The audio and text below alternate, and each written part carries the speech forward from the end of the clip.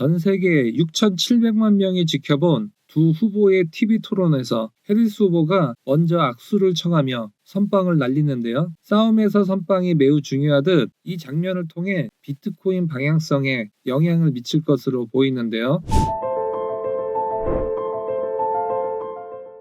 본격 영상 시작 전 24시간 편리하고 안정적인 수익이 가능한 슈퍼트레이더 자동 명예봇을 사용하고 싶으신 분들은 더보기 또는 고정 댓글 확인 후 문의해 주시기 바랍니다. 안녕하세요, 비트봄입니다. 미국은 현재 대선 열기로 뜨겁습니다. 바이든 대 트럼프 대결에서는 다소 밋밋한 대결 양상이었지만 해리스 후보로 선수가 교체가 된 이후 바이든과 트럼프의 TV 토론 때보다 무려 1,700만 명이 더 신청을 했습니다. 남녀 간의 대결이자 해리스 후보가 대통령에 당선된다면 미국 역사상 최초의 흑인 여성 대통령이 탄생하기 때문이죠. 하지만 우리 비트코인 트레이더들 입장에서는 누가 당선을 되느냐보다는 앞으로의 비트코인 방향성이 어떻게 흘러갈지가 더 중요한 상황인데요. 해리스 후보 63%, 트럼프 후보 37%로 해리스 후보가 TV 토론을 더 잘했다는 결과가 나왔습니다. 이 결과치만 보면 이제 해리스가 대역전극을 펼치겠구나 라고 대부분 착각을 하실 텐데 그것은 정치 섭리를 잘 모르는 사람들이 하는 얘기입니다. 그리고 이런 지식의 한계로 비트코인의 방향성을 완전히 잘못 잡는 경우도 많죠. 우리는 그것을 경계해야 하는 것입니다. 우리는 대선에서 말을 잘하는 후보를 보면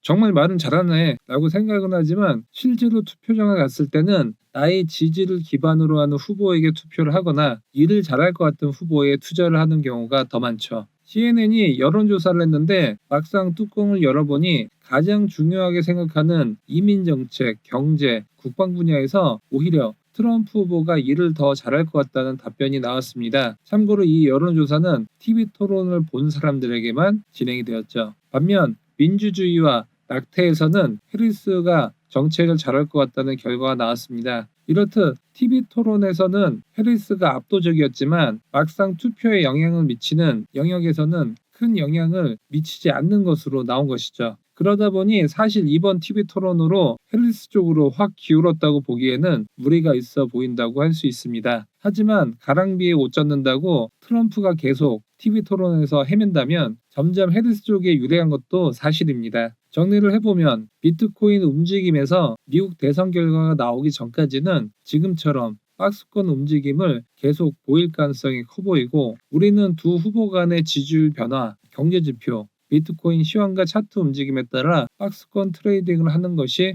현명해 보입니다. 그리고 타점에 대한 저의 견해는 텔레그램 실시간 소통을 통해 하고 있습니다. 확실해 보이는 것은 해리스가 근소하게나마 앞서고 있다는 것이죠. 해리스가 당선이 된다면 비트코인의 미래는 어떻게 될까요? 해리스는 확실히 트럼프보다는 크립토 산업에 대한 입장은 보수적으로 보입니다. 하지만 아직 대통령이 되지 않았기 때문에 눈치를 보면서 적당히 포용하는 노선을 유지하고 있죠. 이것을 확실히 느낄 수 있는 대목이 있었는데요. 크립토포 해리스는 해리스 후보를 지지하는 크립토 산업 관계자들의 단체이고 영향력이 상당합니다. 8월 14일 화상 컨퍼런스를 개최했는데 민주당 정치인 상당수는 참여했지만 정작 해리스 후보는 참석을 하지 않았다고 합니다. 그리고 원론적인 대화만 오고 갔다고 합니다. 그리고 일주일 뒤 디지털 자산 기업과의 미팅을 가졌는데 이번에도 해리스 후보는 참석을 하지 않았고 별다른 내용도 없었다고 합니다. 그리고 민주당 척 슈머 상원 원내대표가 연내에 크립토 관련 법안을 통과시킬 것이라고 말한 것이 현재 민주당에서 보여줄 수 있는 퍼포먼스에서는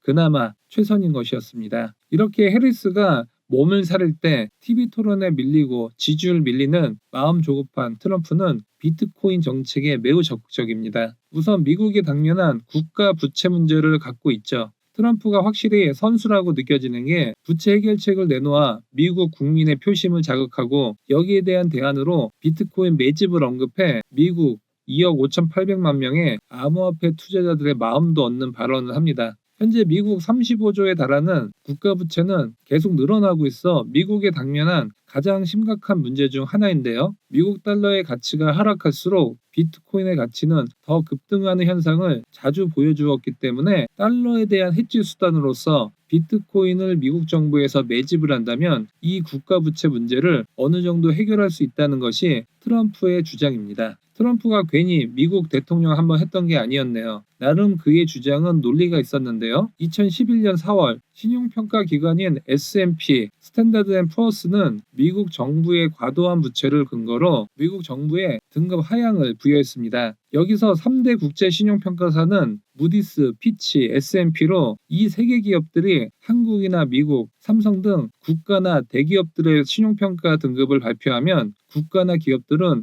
엄청난 영향을 받습니다. 그 파급력이 크기 때문에 이 등급을 잘 받기 위해 엄청난 노력을 하는 것도 사실이죠. 국가들은 신용평가가 낮아지면 국채 발행을 해서 자금을 유치할 때 어려움을 겪을 수 있고 환율에도 영향을 많이 받습니다. 기업들도 마찬가지로 채권을 발행할 때 등급이 낮아지면 기존에 발행했던 채권들이 만기가 되어 새로 채권을 발행해도 시장에서 매수를 하기를 꺼려하기 때문에 금리가 올라 회사 입장에서는 디폴트 위험까지 생길 수 있습니다. 다시 2011년으로 돌아와 3대 신용평가사 중 하나인 S&P가 미국 정부의 등급을 하향 조정했고 미국의 위험은 곧 세계의 금융 리스크로 이어질 수 있기 때문에 그와 동시에 비트코인은 2447%의 엄청난 급등을 보였습니다. 당연히 달러 가치도 하락했고 비트코인 가치는 폭등을 한 것이죠. 이때 미국 정부에서 비트코인을 이미 매집을 해놨다면 달러 하락에 대한 해칭 수단을 넘어서 부채 해소에도 큰 도움이 되었겠죠. 그리고 1년 뒤에 피치도 미국 부채 증가로 인한 미국 정부의 등급 하향 검토를 발표하고 비트코인은 50일 동안 689%가 폭등합니다. 그리고 작년 1월 미국의 부채 한도 도달 뒤 피치는 미국 정부의 신용 등급을 강등시키고 이때도 마찬가지로 비트코인이 급등을 했죠. 이것들을 통해 우리가 알 수 있는 것은 미국의 신용 등급이 하락할수록 비트코인의 가치가 올라간다고 보기보다는 달러 가치의 하락에 따라 달러로 표시가 되는 비트코인의 가격이 급등한 것처럼 보이는 상대적 착시 효과가 더 크다는 것입니다. 그리고 트럼프 후보는 이번에 당선이 된다면 재선 첫날 SEC 의장인 그레 긴슬러를 해임시키겠다고 공약을 걸기도 했는데요. 아무래도 두 후보 중 암호화폐에 적극적인 건 트럼프가 맞다는 느낌이 강하게 들긴 합니다. 그리고 비트코인 시장에서도 미국 대선 결과에 따라 큰 변화가 생길 수 있겠죠. 그리고 현재 비트코인 반감기 이후 급등세가 있었지만 오래 있었던 반감기에서는 상승세가 없었죠. 그러면 이제 반감기의 효과는 끝난 것일까요?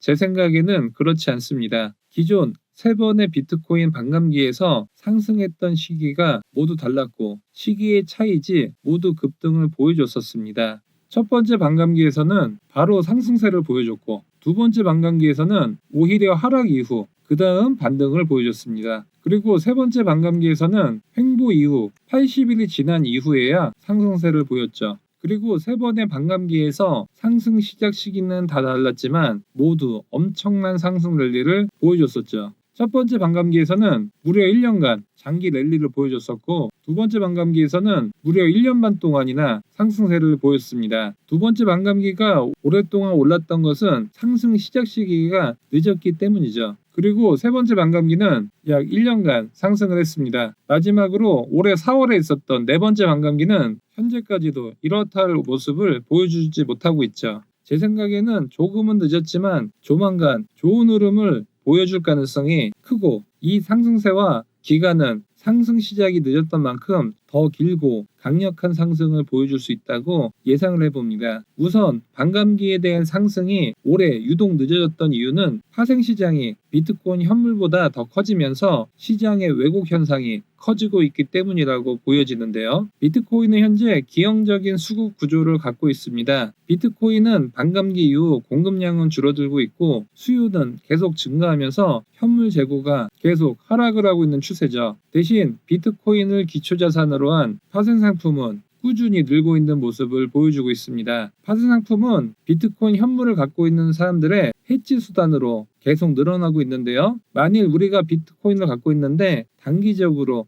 하락할 것을 예상을 하면 비트코인을 팔아야 하지만 워낙 물량이 없다 보니까 팔기가 싫은 경우가 많이 있겠죠. 이럴 경우 비트코인 선물 매도나 풋옵션에 투자를 해야 하는데 이 시장이 해치성 시장을 넘어 투기 수요까지 몰리고 있는 것입니다. 따라서 비트코인 본연의 가치에 따른 가격 변화보다는 파생 상품 포지션에 따라 현물을 쥐락펴락하고 있다는 것이 논리상 더 맞아 보입니다. 현재 24년 10월 만기에 있는 비트코인 옵션은 하락이 베팅하는 풋옵션 위주로 포지션이 설정이 되어 있습니다. 그리고 내년 3월에는 85K에서 120K까지 콜옵션 포지션이 많이 있습니다. 따라서 단기적으로는 시장이 조정을 받을 수 있겠지만 올해 10월 이후에는 폭등장이 나올 가능성이 있다고 볼 수 있죠. 오늘의 내용을 요약해 보겠습니다. 먼저 미국 대선의 영향력은 비트코인에 미치는 영향력이 클 수 있지만 TV 토론 결과에 대한 영향력은 제한적일 수 있다. 두 번째는 해리스는 중립적, 트럼프는 적극적인 암호화폐 정책을 진행할 가능성이 커 보이고 특히 미국 정부의 부채 해결에 대한 미국 정부의 비트코인 매집 정책은 유심히 봐야 한다는 거였습니다. 세 번째는 비트코인 반감기에 대한 상승은 과거를 미루어 봤을 때 다 달랐고 올해 4월 달에 있었던 반감기 호재는 아직 남아있다고 볼 수 있습니다. 네 번째는 파생상품 시장이 현물 시장을 장악하고 있고 이를 바탕으로 봤을 때 10월 말까지는 약세, 이후에는 강세 시장이